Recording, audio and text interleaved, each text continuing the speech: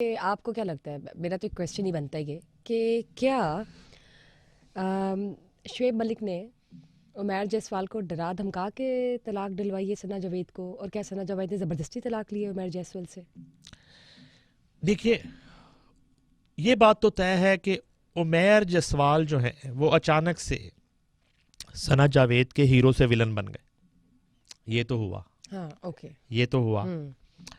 अब ये है कि सना जावेद जो है वो एक सेलिब्रिटी है, ठीक है।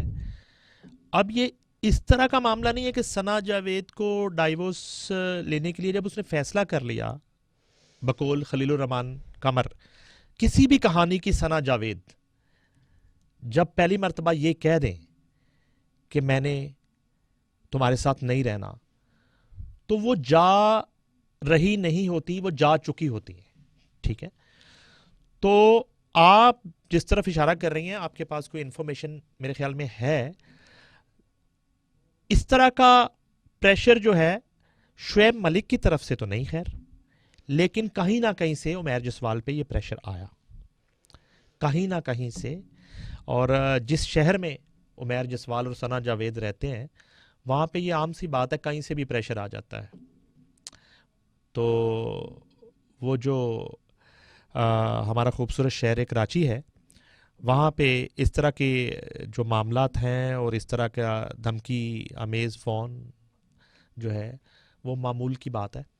तो उमैर जसवाल चूँकि एक म्यूज़िशन हैं, सिंगर हैं, और फ़नून लतीफ़ा में म्यूज़िक एक ऐसी सिन्फ़ है कि इससे ताल्लुक़ रखने वाले जो लोग हैं वो बहुत ही एक इनोसेंट जी।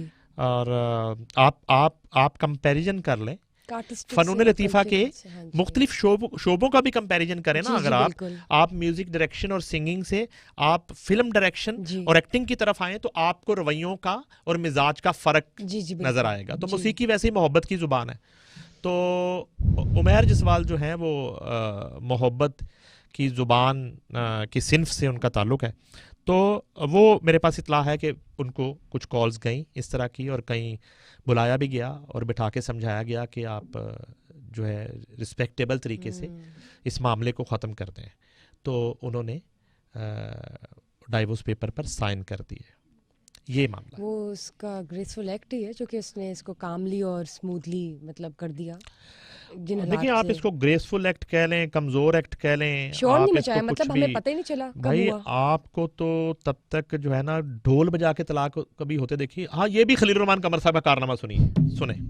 एक मूवी पंजाब नहीं जाऊंगी, खलील रहमान कमर साहब राइटर है। अच्छा जी, कहानी क्या है बताएं। पहली दफ़ा मैंने देखी जी कि हुमायूं सईद हीरो है और महविश हयात जो है वो हीरोइन है। और कहानी क्या है, और हम लोग प्रीमियर पे खलील रहमान कमर साहब के साथ बैठ के मूवी देख रहे हैं। तो लाहौर के सिने स्टार सिनेमा में उसका प्रीमियर होता है।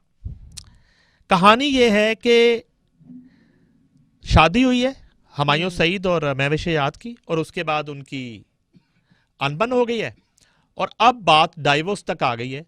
तो डाइवोर्स धूमधाम से तलाक जो है देनी है। उसी तरह से वो जो 500 प्लस जो है शादी के जो मेहमान थे, जो लिस्ट थी, जो बारात के साथ आए थे, वही पूरी लिस्ट, वही पूरी लड़की की तरफ से लिस्ट, और धूमधाम से उसी महलनुमा हवेली के अंदर शादी का अरेंजमेंट, बैंड बाजा बारात, पूरा माहौल बना के, और दूल्हा जो है दूल्हा बन के हुमायूं सईद सज धज के, और महविश हयात भी पूरी तैयार होके दुल्हन के रूप में, और पूरा खाना चल रहा है और पूरा शादी का माहौल है। मगर वो तलाक सेरेमनी है, वो मैरिज सेरेमनी नहीं है, वो डाइवोर्स सेरेमनी है, तलाक सेरेमनी है।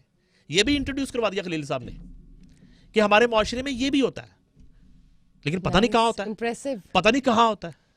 उन्होंने कहीं तो देखा ही होगा। कहीं धूमधाम से बैंड बाजे के साथ तलाक हो रही है। मैं कहानी सुना रहा हूं, पंजाब नहीं जाऊंगी फिल्म की, सुपर डुपर हिट फिल्म हुई है। अच्छा, तो अभी हम मूवी देख के निकले हैं, तो खलील साहब ये देख रहे होंगे तो उन्हें याद आ जाना चाहिए। तो वो सिगरेट पी रहे थे अपने स्टाइल में ना, सीढ़ियों पे बैठ के सिने स्टार के ना। तो मीडिया के बाकी भी लोग थे, तो मैं आया था, मुझे कहते नहीं बताएगा कैसी लगी कहानी। मैंने कहा मुझे तो बहुत फजूल लगी सर। ये कितने लोगों का इशू है हमारे मुआशरे के, कितने % लोगों का इशू है। अच्छा, सबसे पहले इसमें यूथ कहां गई आपकी फिल्म में? ये तो शादीशुदा लोगों का इशू है। अच्छा, शादीशुदा भी वो लोग जिनकी शादियां नाकाम हो गई, अब उतने लोगों का इशू है। वो कितने परसेंट है हमारे माशरे में, और वो कितने परसेंट है जो कि आपकी कहानी के मुताबिक धूमधाम से सेलिब्रेट करते हैं डाइवोर्स को। वैसे तो कोई इंडियन सॉन्ग भी आया था कुछ अरसा पहले, ब्रेकअप, यस यस सॉन्ग था। भैया, ब्रेकअप कैफे भी खुला हुआ है, पता है आपको? लो, कैफे का नाम ब्रेकअप है, ब्रेकअप अच्छा, ये कैफे। ट्रेंड है इंटरनेशनल फॉरेन कंट्रीज में अच्छा ज्यादा है। चलना शुरू। वहां पे ठीक है, चलता है, वहां पे क्या क्या नहीं चलता।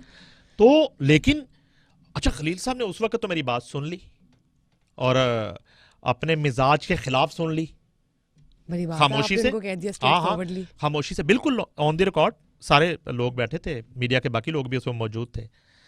तो चूंकि उस वक्त मैं जिस मीडिया हाउस में काम करता था, वो मीडिया हाउस इस फिल्म का मीडिया पार्टनर भी था ना, तो प्रीमियर के अरेंजमेंट भी हमने खुद किए।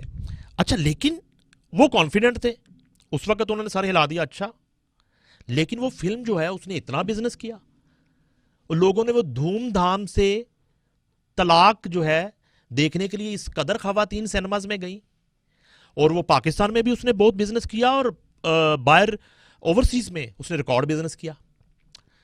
तो बात मैं ये कर रहा था कि उमैर जसवाल और सना जावेद की खामोशी से होने वाली तलाक भी हमें हजम नहीं हो रही कि वो खामोशी से क्यों हो गई। वो दोनों तरफ से जो है ना एक गोलाबारी लफ्जों की वो क्यों नहीं हुई, वो किसी टीवी शो में बैठ के उसने बात क्यों नहीं की, एक प्रेस कॉन्फ्रेंस क्यों नहीं आई। मैं आपको एक बात बताऊं, यहां पे शोबिज सेलिब्रिटीज ने तलाकों को मजाक बना दिया था। अब बहुत से लोगों से मेरा पर्सनल ताल्लुक भी है, मैं उनका नाम नहीं लेना चाहता। वो करते क्या थे, और हमने एक वक्त आया कि हमने फैसला कर लिया कि हमने तलाक की खबर किसी की टीवी पे नहीं चलानी। होता क्या था, मैं नाम लेता हूं, नाम बताएं। नाम बताता हूं। वीना मलिक, इधर जो है उन्हें खबर चलवा दी कि वीना मलिक जो है ना वो असद खटके के साथ तलाक हो गई। उसके बाद पता चला वो फिर दुबई में इकट्ठे ही रह रहे हैं। अच्छा जी, आपने तो खबर चलवा दी थी, वो मौलाना तारक जमील साहब आ गए, उन्होंने आके वो टीवी शो में लाइव वीना को समझाया किया। अच्छा, मैं मौलाना साहब की बात मान गई थी। डॉक्टर आमिर लियाकत मरहूम जो है उसके शो में तलाक हो रही है, मौलाना ताहिर जमील साहब समझा रहे हैं तो तलाक वापस हो रही है। एक एक आपने मजाक बना दिया। मैं अगला नाम सुन लें, हुमैरा अरशद है, हमारी बड़ी जबरदस्त सिंगर है, गल सुन ढोलना। वो प्रेस कॉन्फ्रेंस करती हैं, लाहौर प्रेस क्लब में आती है, प्रेस कॉन्फ्रेंस करती हैं पूरे मीडिया के सामने, तलाक हो गई, तलाक हो गई, खत्म हो गई कहानी। उसके बाद क्या होता है, वो फिर साथ रह रहे हैं। क्या हुआ, वो पूरी नहीं हुई थी, पता नहीं एक हुई थी, डेढ़ हुई थी उस वक्त, तो वो रजू हो गया, तो वो सारा खत्म हो गया। अब एक और सेलिब्रिटी हैं, वो आजकल पॉलिटिक्स में आ गई हैं, लेकिन मैं उनका कम से कम सॉरी नाम नहीं लूंगा। तो इस तरह के जब वाकयात हुए ना कंजेक्टिव, तो इधर आप इसी तरह फिल्म स्टार अंजुमन है, उन्होंने वो एक लकी अली से शादी कर ली। ये ज्यादा पुरानी बात नहीं है, 2-3 साल पहले की बात है। तो लकी अली से शादी कर ली, एकदम से खबर आ गई कि वो अलहदगी हो गई, डाइवोर्स हो गई। अच्छा, कैसे हो गई? हमने खबरें जो है वो ऑनर कर दी। उसके बाद लकी अली का फोन आता है, तो वो अंजुमन साथ है, तो कह रही हैं कि ये बात करें, ये तो मेरे साथ हैं, कुछ नहीं हुआ, तलाक नहीं हुई। तो हमने कहा कि मैडम आपने क्यों मीडिया को फोन कर करके कहा कि तलाक हो गई? मैं उस वक्त गुस्से में थी, मजाक, इस कदर मजाक बना दिया इस चीज को। उसके बाद हमने जो इस बीट के जो रिपोर्टर हैं, जो जर्नलिस्ट हैं, खुद से फैसला किया कि ये फनूना लतीफ़ा और शोबिस में इस तरह की चीज़ों को इतना वो करने की ज़रूरत नहीं है। तलाकों की खबरें जो है ना वो घरों तक रहें, इसको टीवी पे लेके ना आए, आप स्क्रीन पे लेके ना आए। तो पर्सनल सा है। तो वो जो आपका सवाल था, उमैर जसवाल जो है, ये वाकई एक इंडस्ट्री के लोगों को और एक हमारा जो मिजाज बन चुका है माशरे का, कि लोगों को ये चीज़ हजम नहीं हो रही कि ये इतनी खामोशी से कैसे हो गई।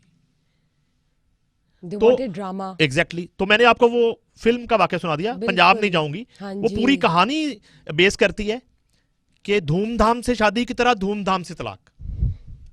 तो इस दफा सिर्फ ये नहीं हुआ, इसलिए थोड़ा सा मैं आपसे माजरा चाहता हूँ। नहीं